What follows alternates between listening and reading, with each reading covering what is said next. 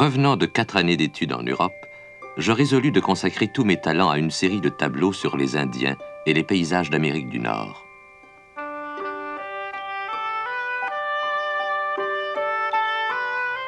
L'Amérique du Nord britannique, 1845.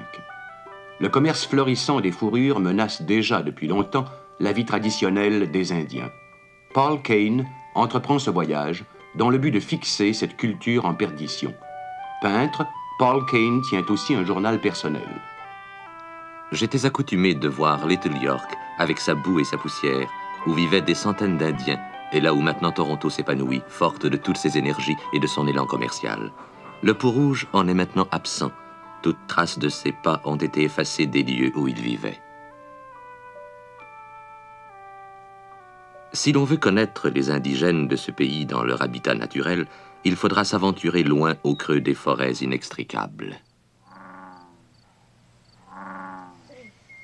Les habitations des Indiens Ojibwe sont faites d'écorce de bouleau arrachées à l'arbre en longs morceaux cousus ensemble à l'aide de racines fibreuses. Ils construisent également leurs canots avec du bouleau qu'ils étendent sur de très légères lattes en bois de cèdre. Je me procurai un canot et des provisions et m'embarquai avec mon compagnon. Les Indiens se réunissent annuellement à Manitowaning de tous les bords des lacs Huron, Nipissing et Supérieur et aussi des îles avoisinantes. Je rencontrai là Makusa, un chef Outaouais, Ojibwe de l'île Michipicoten, Assabonish, le grand chef des Outaouais, Shawanose, Maskinongé, Abonwatchkum. Les Indiens vivent presque exclusivement de poissons. Très industrieux, ils connaissent l'agriculture et, sous la direction des missionnaires, ils ont ensemencé plusieurs champs de blé, d'avoine et de pommes de terre. Je partis pour le Sault-Sainte-Marie sur le vapeur gouvernemental, le capitaine me prenant obligeamment à son bord. L'agent de poste de la compagnie de la baie d'Hudson me dissuada vivement de chercher à pénétrer dans l'intérieur, excepté sous les auspices de la compagnie, me présentant cette entreprise comme presque impossible. Je résolus donc de remettre mon voyage à l'été suivant. Sur le chemin du retour, je rencontrai Mukata, Kokouche, Iatoki, Machokima et Kivatine, le vent du Nord.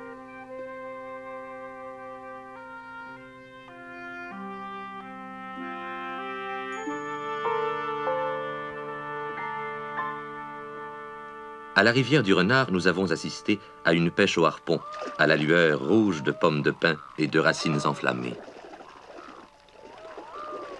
Je rentrai à Toronto sur le vapeur. En mars, à la Chine, le gouverneur à qui j'avais montré mes dessins se montra favorable à mes projets. Il me présenta à la compagnie comme un artiste en tournée professionnelle, leur demandant pour moi l'hospitalité et le droit de passage sur les bateaux de la compagnie.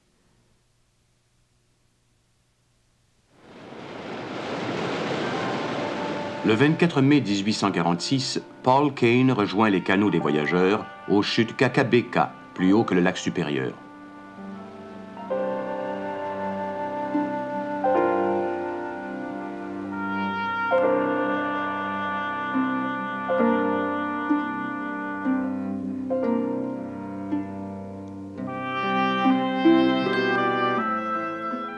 L'usage dans ces pays consiste à partir tous les matins entre 3 et 4 heures et à marcher jusqu'à 8 heures. On déjeune et on marche jusqu'à 1 heure avant la nuit pour donner aux hommes le temps de préparer le camp. Après chaque heure de marche, on accorde un repos de 2 ou 3 minutes pour remplir les pipes.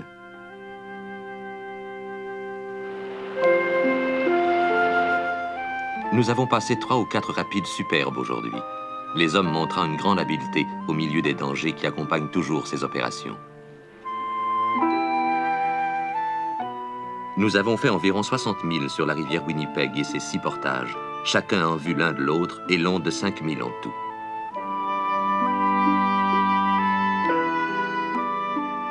Je quittai avec un grand regret la brigade des canots qui continuait vers Norway House. Près du fort Alexandre, j'engageai 6 Indiens sauteux à me suivre à la rivière Rouge. L'un d'eux était le chef Soneha, ce qui veut dire argent. Parmi les colonies sur la rivière Rouge, le fort Garé, principal dépôt de la compagnie de la baie d'Hudson, est l'un des forts les mieux construits sur le territoire de la compagnie. Il y a aussi une église catholique romaine. Comme je tenais à voir une chasse au bison, je me procurai un guide et un cheval de selle et je partis pour rejoindre une des bandes de métis. Nous fîmes 30 milles le premier jour et campâmes dans une magnifique plaine. Il y avait près de 200 chasseurs dans la bande.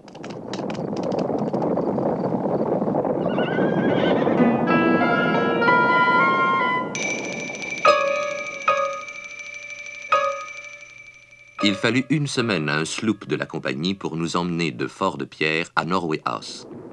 J'y restai 1 mois.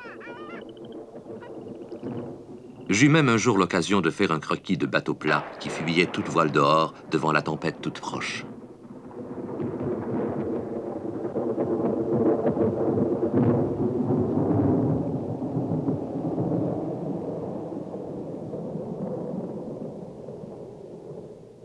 Nous avons rencontré une bande de cris qui nous procurèrent de la viande de bison avec des langues et des queues de castor, considérés comme un mets de choix que pour ma part, je ne trouvais pas mangeable. Le reste de notre troupe sembla néanmoins le goûter beaucoup.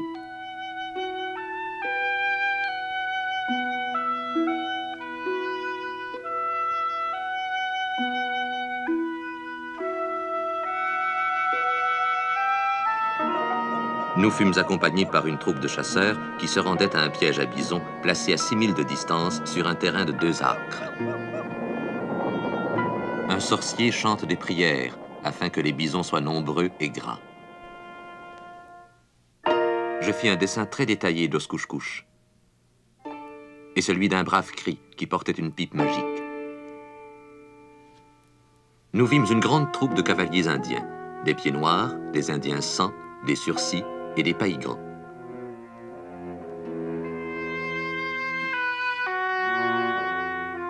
Quand je terminais un tableau, on l'examinait avec une grande attention. On semblait convaincu que je devais être un grand sorcier. C'est une impression que, pour des raisons de sécurité, nous ne voulions pas démentir. En prévision d'une bataille contre les cris, les pieds noirs commencèrent une danse magique. Je fus solennellement invité à y assister afin que mes pouvoirs magiques puissent servir à en augmenter l'efficacité.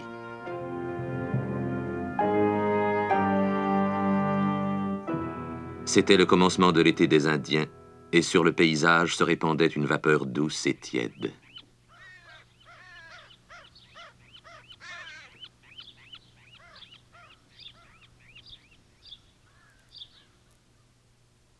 Edmonton est l'endroit où l'on peut rencontrer le plus d'indigènes. Plusieurs grandes tribus s'y rendent 2 fois l'an pour y vendre du bison. La ville doit fournir du pemmican à plusieurs autres régions. On y construit aussi des bateaux pour le commerce. Je fis le portrait d'un cri.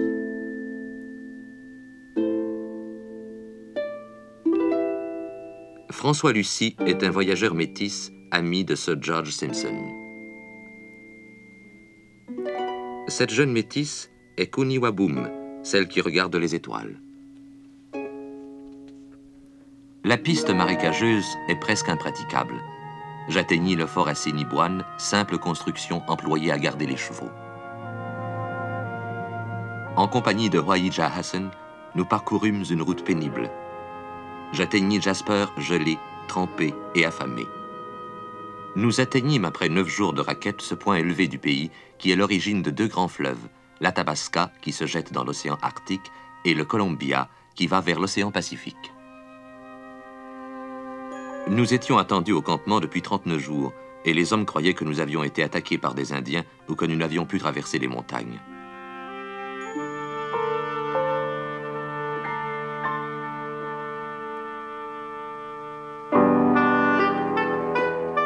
Nous sommes en route pour les chutes Chaudière, près de Colville.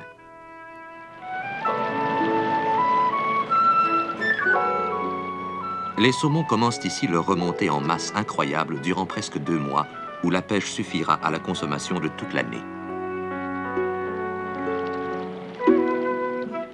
Le jeu préféré des Qualpés se joue avec de courts bâtons et des anneaux de perles.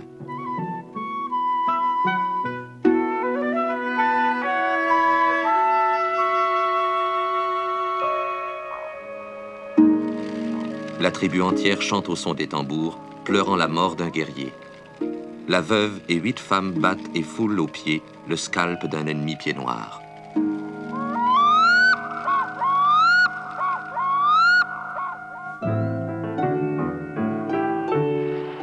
Plus haut sur la rivière se trouve une cascade que jamais homme blanc n'avait vue, ainsi que les rochers des filles Cayuse.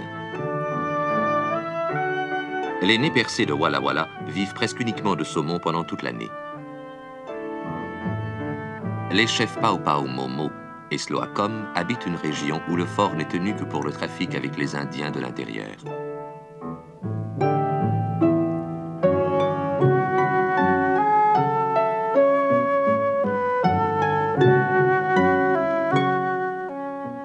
Près du fort Vancouver, je fis le portrait du puissant chef Cassanoff.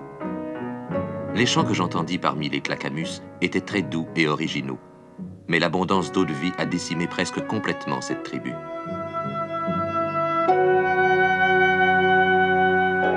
Je m'arrêtai pour faire une esquisse du volcan de Sainte-Hélène. Les Cowlitz et les Chinooks ne croient pas aux peines futures, mais attribuent tous les bonheurs de cette vie au chef suprême avec qui ils chasseront dans l'éternité.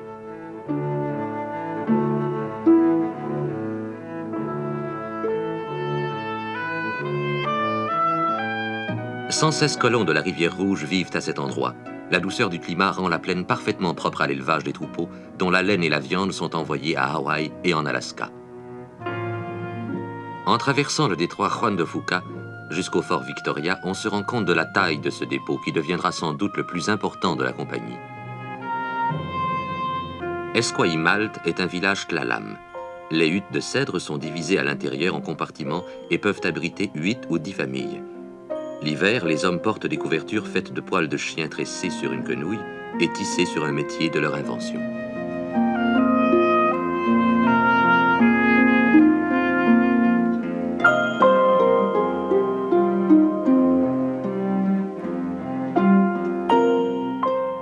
Kayaklak, grand chef des Tlalam, tribu où les têtes sont aplaties. Soshia, chef des très riches Kawikam du golfe de Georgie. Le chef Simshin porte un bonnet de fibres d'écorce de cèdre et une couverture de laine de mouton sauvage.